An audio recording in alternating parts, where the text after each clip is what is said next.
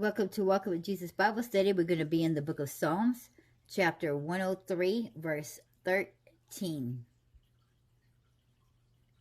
Like as a father pitteth his children, so the Lord pitteth them that fear him. And I'm going to repeat that. Like as a father pitteth his children, so the Lord pitteth them that fear him. As a parent, if you have experienced the heartache of seeing your child get hurt, or if they were scared or even sad, even when we are disciplining our children, we feel the burnt of their pain. We're just like, and then we feel bad. And some of us don't even want to stick with the discipline, that we immediately want to go and comfort them and take back whatever we was punishing them for, because we just be like, oh, but look at that face. Or, if you don't have children, your fur baby, them cute dogs and them cute little kitties, and they know that it has shredded your couch. And while you get onto them, they give it up face, and you're like, oh, but look at that face. We all have our moments. Whether it be with our pets, our children, whatever kind of pet, it tugs at our hearts. It tugs at our hearts. And when it says that God pitteth those that fear him,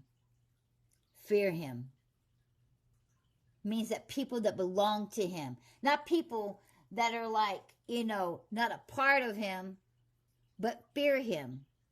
There's a lot of people say, oh, I don't fear the Lord. I used to be one of them. I didn't understand that part. I'm like, I'm not afraid of God. I love God, and there was nothing but I get it now. You better be afraid of God. I love him, and I know that he loves, and he's a loving and merciful God. But we got to remember that he is still God. Not only is he a merciful, loving God, but he's a God of war, a God of wrath, and we should fear him, and we should tremble, because he is and the only one that can do any and everything to us. We may sit here and be afraid of the things of this world that can kill our body, like it says in the scriptures, but we need to be more afraid of the one that can kill our soul. Because our body can die, but our soul goes somewhere else. And God is in control of that soul. A lot of people get it wrong in this world when they sit there and say, oh, I have a soul. No, you are a soul. We don't live here on earth. We're visiting this planet. Our soul has come in and taken home of this earthly body and is visiting this earthly planet, this realm, for this time being, to learn what it is that we need to learn, and to accomplish what we need to accomplish, and to do the purpose that God has given us to do while on this planet. And I know that sounds like a crazy, fictional sci-fi movie, but this is the truth of it. And we literally are living in a so-called sci-fi movie. The only problem is it's not science fiction, it's biblical facts. Now, isn't that crazy? Isn't that like a little turn for one? But it is true. The more we get into this word, and the more we begin to realize, and the more we begin to read how God's truth comes out upon us, we should be sorely afraid of the one who created us. We should be shaking. We should be trembling, because at any moment, God can just snap and do whatever he wants to do.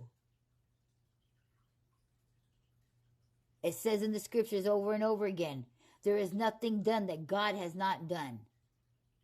There is nothing made that God did not make. We all have a purpose. There's a reason that we all here. We all don't have the same purpose. See, we get it messed up when we sit here and teach certain things in the Bible because it is written in the Bible that, oh, God says that you will have this and you will be blessed with this. No, we're misunderstanding. See, we all can't be King David. We all can't be King Solomon. Some of us is the Pharaoh of the story. Some of us is the Goliath. Because if we was all David, who's going to be the Goliath? So to teach and preach that because of this one verse says that God is going to bless you and to do this is not biblical.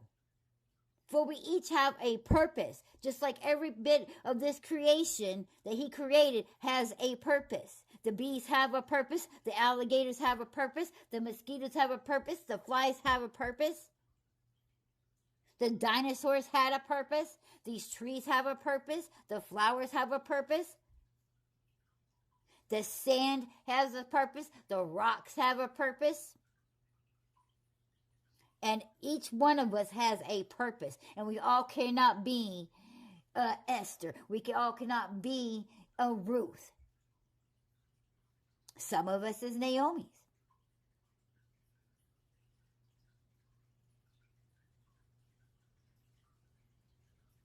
Some of us is Haman, who has to hang on the gallows.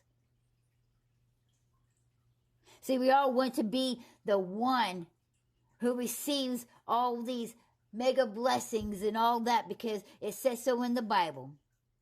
But we are all not meant to be. We don't all have the same purpose. So we can't sit there and teach every single one that God is going to bless you with this because it says in the scriptures that when David did this, that God blessed him. So therefore, my child, don't you fret, don't you worry, because God is going to bless you. That is wrong. That was David's blessing, and he was King David, and he got that blessing because of his purpose and his life that God had put him for in this world. And we are not all King Davids. That was not our purpose. So therefore, that is not our blessing. And then you wonder why some of the people who have different parts in this world, when they don't receive the blessings of King David, start to get mad and to hate God and to blame the word and call it a lie. Because you were telling them that they were supposed to receive the blessings of King David when they don't have a King David purpose. We are all not the main character. Some of us was never meant to be the main character.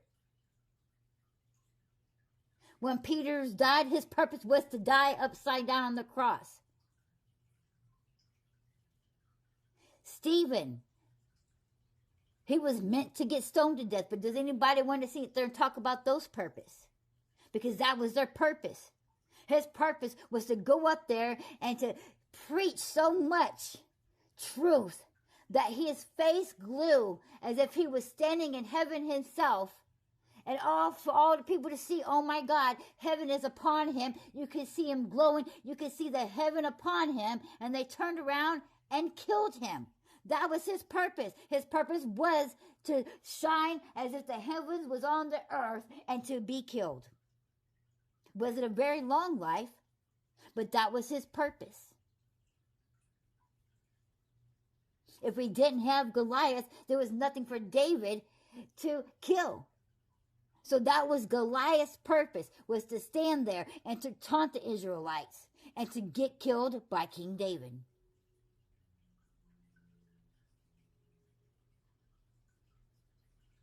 Just like when we sit there and take the scripture out of context, when we say that God is going to have a table, build you a table in front of your enemy and you shall eat. That is totally wrong.